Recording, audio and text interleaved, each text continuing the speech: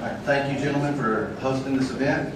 First, I want to point out that there is no such thing as an offensive weapon, or a defensive weapon for that matter.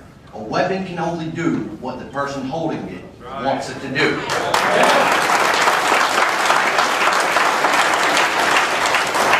So why should law-abiding citizens have to ask for permission from the government to carry a firearm to defend themselves with?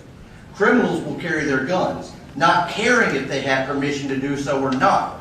Violent people do not ask for permission to carry their guns, nor do they ask permission before committing violent crimes.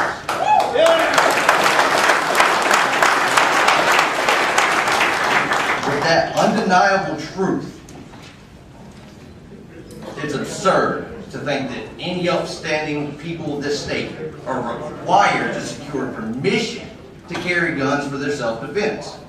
Gun control laws do not work because of one simple fact. Criminals do not obey laws.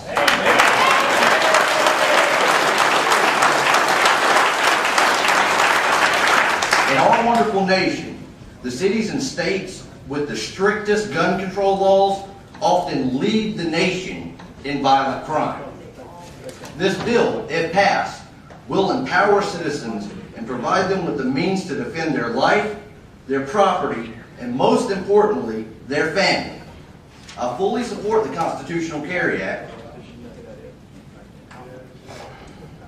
because not having to ask for permission to carry a gun is exactly what our founding fathers had in mind when they wrote the Second Amendment.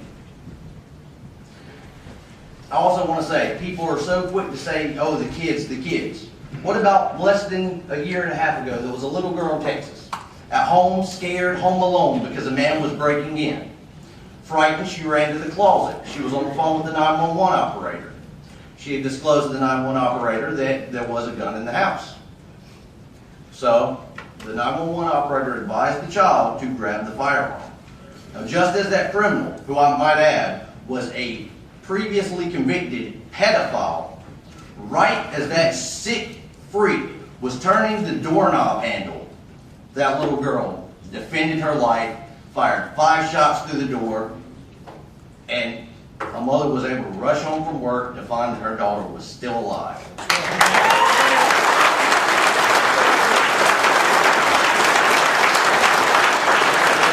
Now, as for angry people with guns, now I'm sure all the officers here are fine officers, but I come from a town where just a couple of years ago, after chasing some teenagers on a 4-wheeler, an officer lost his cool and beat a child with a flashlight. So what do? Do we ban the flashlight? Do we fire the officer? I mean, that's a good start. But you have to think. Anybody can get mad and use anything for violence. You can't regulate people's emotions in a governmental way. It's just not possible. You can't regulate thought. You can't regulate behavior.